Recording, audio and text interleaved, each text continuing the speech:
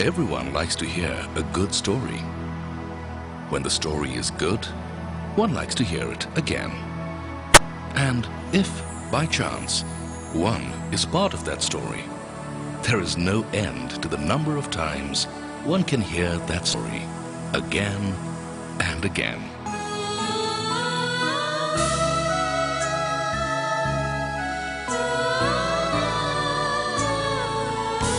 Dhirubhai Ambani was like you and me when he set out in life. Financially, no better. Maybe a little worse. The son of a village school teacher from Gujarat, who in less than 25 years created Reliance Industries, India's only private sector Fortune Global 500 company, one of the world's 500 largest companies, contributing 3% of India's GDP, 5% of the country's exports, and nearly 10% of the country's total indirect tax revenues. Given his humble beginnings, Dhirubhai could only study up to matriculation. So, despite a keen desire to study further, he had to start working. As a petrol pump attendant at Aden, his prime concern was earning his livelihood. But the underlying desire, his big dream, was to find oil and gas in India, build a world-class refinery and modern petrochemical plants, using the best technology in the world to provide the best quality. But his plans had to wait, for when he arrived from Aden, he had nothing but his burning desire and fiery ambition to succeed. He set up his first trading venture, Reliance Commercial Corporation. A few years later, when he did set up his first textile mill in Ahmedabad, he used the best machines available in the world. The World Bank certified this mill as excellent, even by developed country standards. Dhirubhai had great faith in the potential of the Indian markets and great belief in the capabilities of the Indian people. He knew in his heart that one day India had to become an economic superpower and that he would contribute in big measure to that great objective. Which is why in 1977, when Dhirubhai planned to expand, he preferred his fellow Indians to share in the wealth he was to create. So he went directly to the public, the small investors, with his first public offering of equity shares in Reliance. 58,000 people became Reliance shareholders. And thus began a relationship that became the raison d'etre of Dhirubhai's existence. This small family of shareholders multiplied over the years and has now grown to around 33 lakhs amongst the largest shareholding families in the world. From the time of Reliance's initial public offering in 1977, Dhirubhai had only one mission: to take Reliance to newer and greater heights. If Dhirubhai did well in the controlled regime of the License Raj, with the economic reforms introduced in 1992, Reliance's growth acquired a new momentum.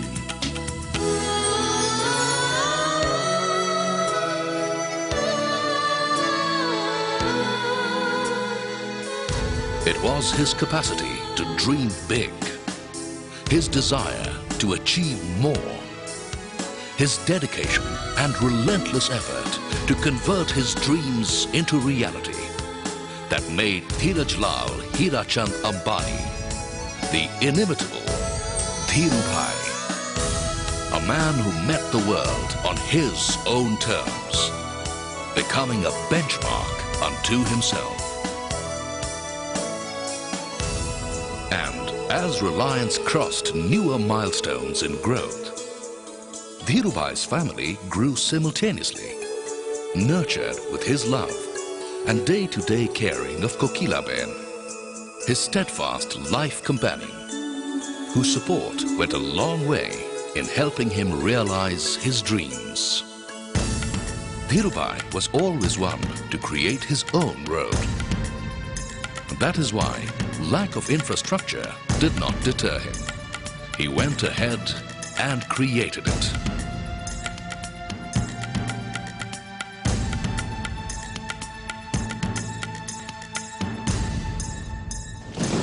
A natural disaster tests the preparedness and crisis management abilities of even the best organizations.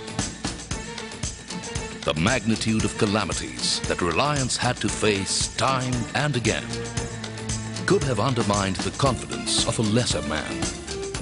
But not Dhirubhai. His grit and determination, his power to inspire and motivate, worked miracles. Reliance came through many such tests with determination and a sense of purpose. The flash floods at Patal Ganga laid waste the mighty complex. Thanks to the timely decisions taken to shut down the plant, not a single life was lost. The foreign technical consultants felt it would take 3 months to get things working. But Dhirubhai Ambani had other ideas, and within 3 weeks, everything was back to normal. At Jamnagar, everything was going well. Work was ahead of schedule when the cyclone struck. Once again, Reliance rose as one and went to work. Soon, construction was in full swing and the complex ready ahead of schedule within the estimated cost. The Gujarat earthquake was a different story unto itself. The region was prone to seismic disturbances, estimated at 5.5 on the Richter scale. Dhirubhai had the plant designed to withstand Richter 9. So, when the massive earthquake did occur, the Reliance complex at Jamnagar withstood its fury. After a safe shutdown, Reliance soon had a large contingent heading towards the affected areas with material and medicines to provide relief and solace.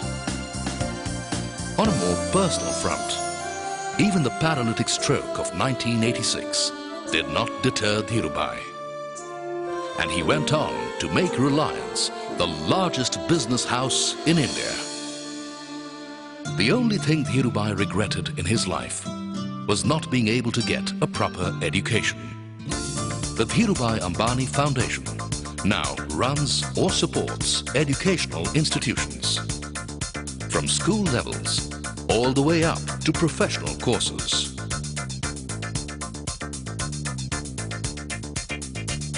Merit is recognized, rewarded and supported from the beginning right up to graduation. Thousands of students have benefited from these institutions. The foundation also runs or supports healthcare units and hospitals because Dhirubhai believed that people should have the best.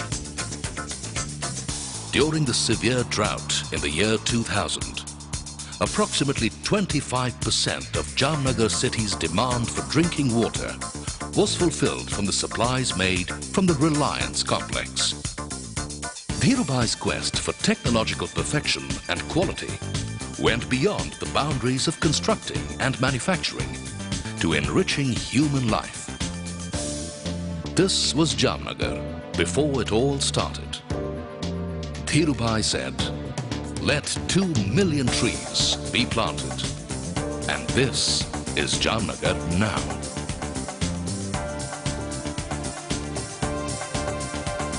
For a man who sought no rewards but to witness the realization of his dreams, Dhirubhai created such symbols of perfection that the world at large could not help but notice and applaud. Some of the honors, indeed, were so apt. The Dean's Medal from the Wharton School, honoring a man who had not even gone to college, but had learned some wonderful lessons in life. the Lifetime Achievement Award from the Economic Times, a Media Award, and a recognition of his spirit and mission, his fruitful relationship with his shareholders. From Vicky, a recognition of his entrepreneurial spirit by his peers, Indian entrepreneur of the 20th century. The BMC Civic Reception and Citation was an honor from the city that gave him the opportunity to realize his dreams. It was always Dhirubhai's contention that money-making did not interest him. He was doing it for his shareholders, whom he always regarded as his family. And he did make a lot of money for them, both in returns and growth. Dhirubhai achieved what he did because he dreamt big and put in everything he had to realize those dreams. He got himself the best people, inspired and motivated them to strive and achieve beyond their imaginations. He delegated and empowered them to go forth and do the impossible, to do what no one had ever done before in India. These are just some of the pearls of wisdom which Dhirubhai lived by. Our dreams have to be bigger, our ambitions higher, our commitment deeper, and our efforts greater. If you can dream it, you can do it. Think big. Think fast. Think ahead. Ideas are no one's monopoly. You do not require an invitation to make profits. Growth has no limit. Pedigree is no longer of any significance in modern India. It is performance that is crucial. If you work with determination and with perfection, success will follow. Meeting deadlines is not good enough.